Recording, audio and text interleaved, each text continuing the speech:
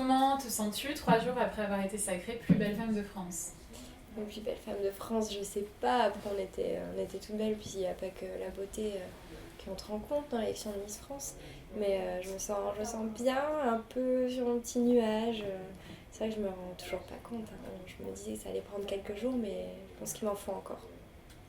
À quel moment, pendant la soirée, tu t'es dit, ça y est, c'est peut-être moi qui vais être élue? En fait, je me le suis jamais dit. Parce que même si on l'espère un peu dans le coin de la tête, quand j'ai été appelée dans les 5, déjà j'ai été très étonnée, j'étais vachement émue. Et je me suis dit, mon Dieu, je vais être dauphine de Miss France. Et en fait, je suis arrivée dans les coulisses en pleurant, parce qu'en plus j'étais avec Miss Provence, qui était ma binôme de l'aventure. Et c'est vrai qu'on comprend plus rien. Moi, j'étais juste choquée. Je pleurais, je me laissais faire, je me laissais habiller. Et après, quand ils ont commencé à annoncer les résultats, j'ai vu toutes les caméras vers moi pour quatrième dauphine. En fait, j'ai appris après qu'ils mettaient une caméra sur chaque personne parce que même eux ne savent pas qui sont les dauphines. Et donc je me suis dit, bah c'est bon, c'est moi, ils vont m'appeler. Mais sans. J'étais contente, quoi, ils allaient m'appeler. Déjà, pour moi, quatrième dauphine, c'était super. Non, ils m'appellent pas. Après troisième dauphine, j'avais fait un rêve quelques jours auparavant en rêvant d'être troisième dauphine. Donc je me dis, bah c'est bon, ils vont m'appeler. Après deuxième dauphine, là, j'ai plus rien compris. Ça se voit d'ailleurs sur la vidéo, je suis juste un peu figée parce que je prends un peu peur. Parce que je sais pas trop ce qui va m'arriver. Et après, jusqu'à la fin, on comprend pas. Et justement, comment était l'ambiance avec les autres filles? Franchement, on avait une très bonne ambiance. On était une promo assez soudée. On s'entendait bien. Après, forcément, on a plus d'affinités que certaines que d'autres. Il y a certaines personnes avec qui on s'entend un peu moins. Mais non, franchement, on avait une bonne promo. J'ai trouvé de bonnes amies, je pense. Et en tout cas, elles m'ont presque tout envoyé des messages de félicitations. Et j'ai hâte de les revoir. J'ai hâte de revoir, par exemple, Miss Guadeloupe, si j'ai l'occasion d'aller en Guadeloupe, Miss Tahiti. Et puis après, ça va être plus facile pour voir, par exemple, Miss Provence, Miss Côte d'Azur, parce que c'est pas très très loin. Alors au micro de Jean-Pierre Foucault, tu as évoqué le doublé qu'il y avait eu en Aquitaine. Oui. Donc ça veut dire que tu te préparais à ça? Mais c'est vrai que oui, on peut un peu s'y préparer, mais c'est vrai que je pensais pas pouvoir le reproduire parce que c'est quand même étonnant. Ça fait depuis les années 90 que ça s'est pas passé. Et c'est vrai que aussi, comme je disais, j'espérais un peu, j'osais pas y croire. Et puis il faut quand même le dire aux Français parce que souvent ils se disent une même région ne peut pas gagner 2 années de suite, c'est presque une règle pour eux. Donc il faut leur dire que non, parce que on peut gagner 2 années de suite, la preuve.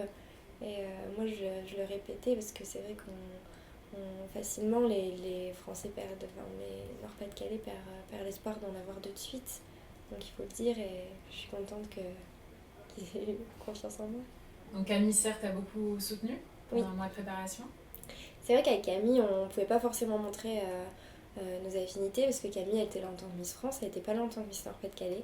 Et elle était là pour toutes les candidates, pour essayer de leur donner à toutes des conseils.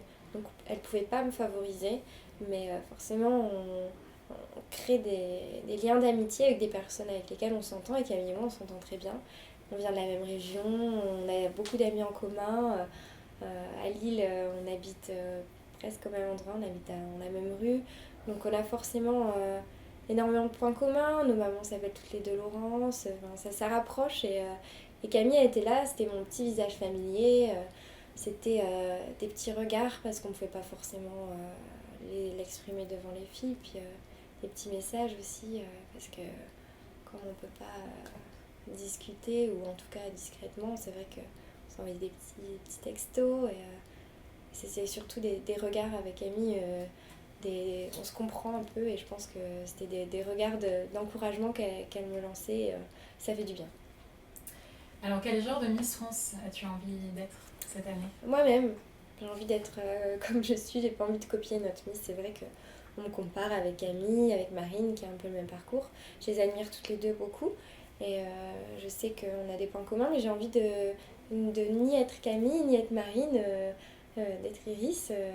Je pense que je vais avoir une année qui me ressemble, avec des petits moments axés sur ma profession, des petits moments axés sur mon combat pour l'éducation, un peu de tout. Et je pense que ça va être vraiment une année à mon image parce que Sylvie, toute l'équipe Miss France tient à nous faire vivre une année de rêve et vraiment en accord avec tous nos rêves. Et Sylvie, je sais qu'elle a une petite baguette magique et elle réalise quelques rêves, donc c'est de la chance.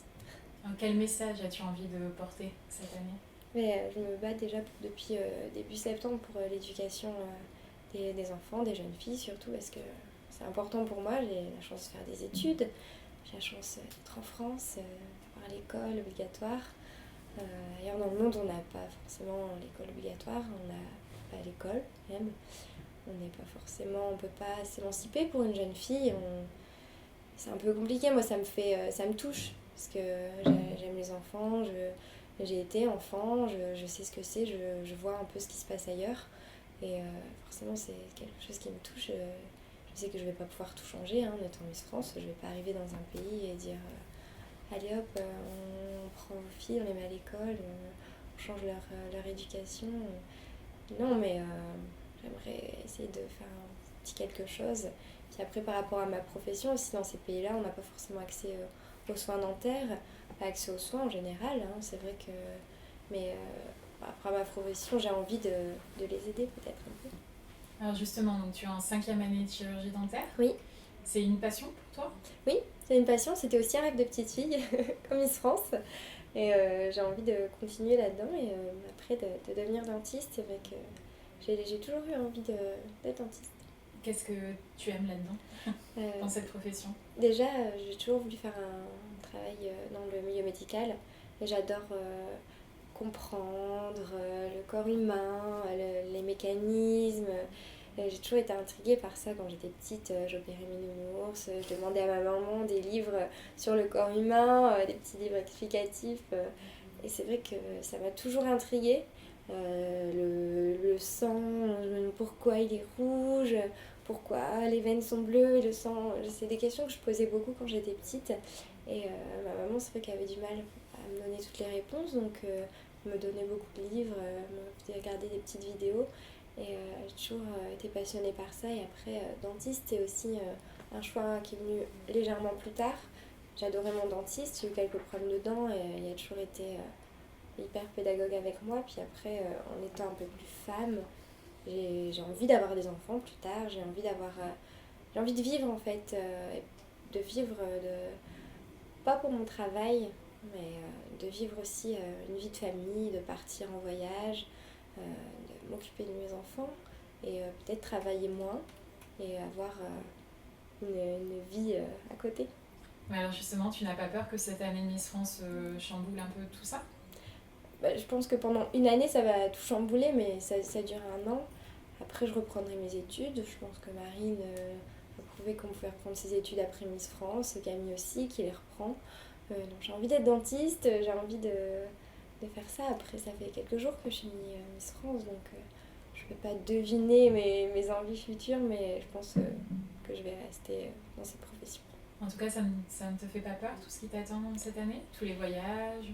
Non, justement, je suis excitée de partir aussi loin. Après, forcément, je vais avoir des moments de blues, des moments où ma famille va me manquer, des moments de doute. On en a tous, je pense qu'on est humaine, mais on est comme ça. Il y a des moments où je vais pleurer, je le sais, d'émotion, de tristesse, d'angoisse. Oui, il y en a. Après, là, je suis encore un peu sur mon nuage. J'ai pas encore vraiment peur, puis c'est vrai que je suis vraiment bien entourée. J'ai quand même Sylvie qui répond à toutes mes questions. Elle est là toujours pour moi, je me réfère beaucoup à elle. Et c'est vrai que j'ai beaucoup de chance de la voir. Alors, nous représentons des régions à travers nos titres de presse. Est-ce que tu peux nous parler de la tienne? Bah oui, avec plaisir. C'est vrai que je suis Miss Nord-Pas-de-Calais depuis septembre. Et moi, le Nord-Pas-de-Calais, j'y suis née. Je suis née à Lille. J'ai grandi dans les Flandres, dans les champs de betteraves.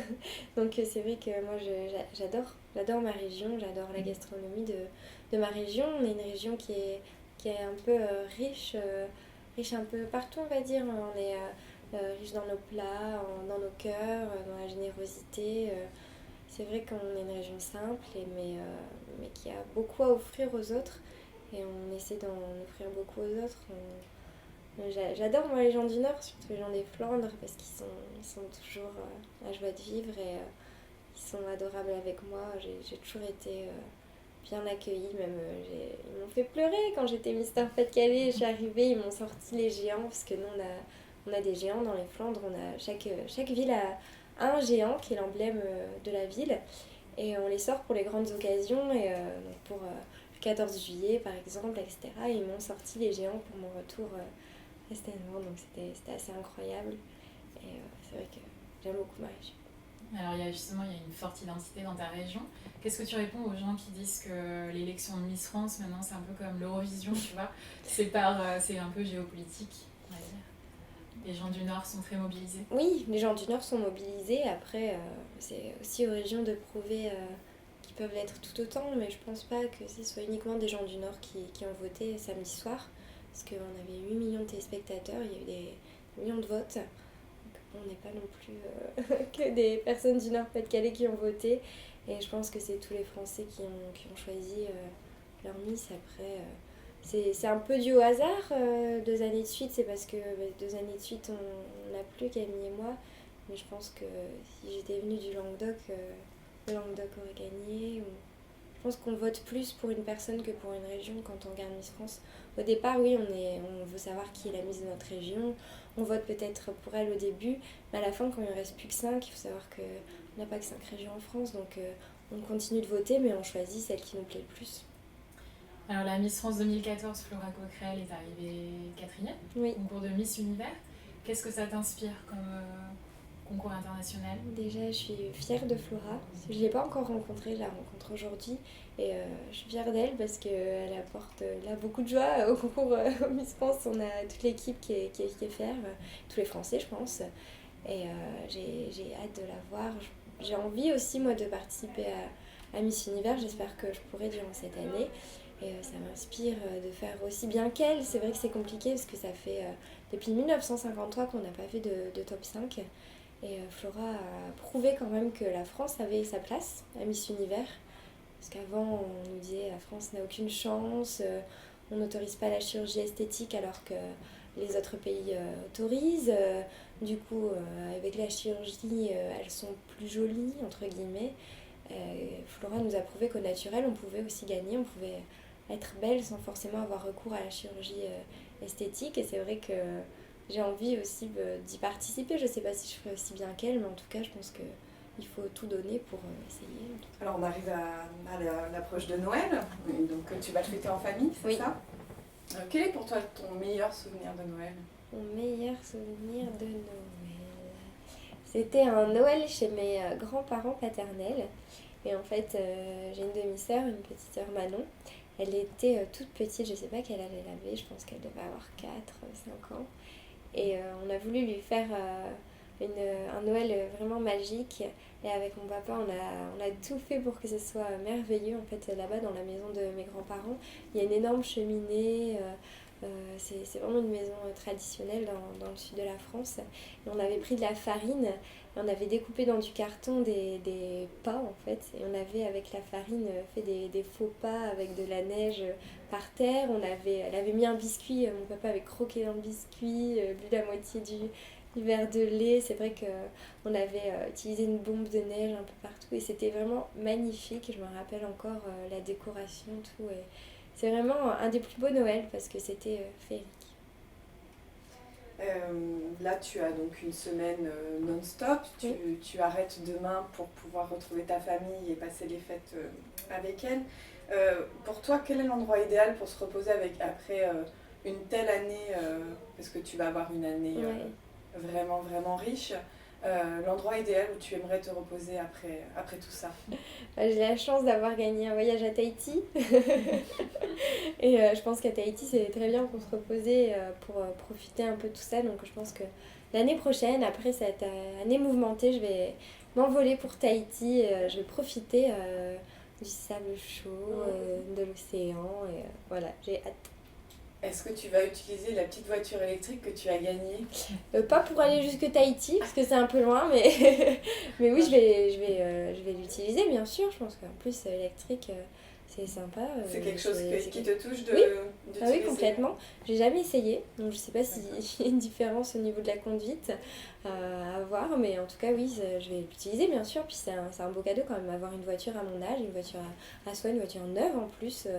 C'est quand même un cadeau magnifique et je suis contente. Parmi tous les cadeaux, lequel te plaît le plus, entre guillemets, ou te touche le plus? C'est amusant parce que quand je suis rentrée dans mon nouvel appartement à Paris, la première chose que j'ai vue c'est la télévision, donc ça va faire sourire certaines personnes.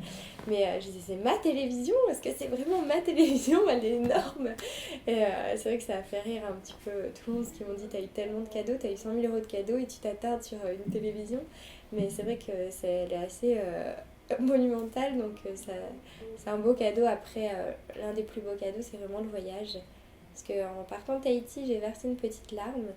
Je me suis dit, c'est peut-être la dernière fois de ma vie que je suis cet endroit merveilleux. C'est comme un endroit qui fait rêver beaucoup de gens.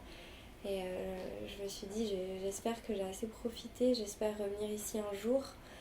J'ai essayé d'enregistrer le maximum de souvenirs durant mon voyage. Et là, je vais avoir la chance d'y retourner.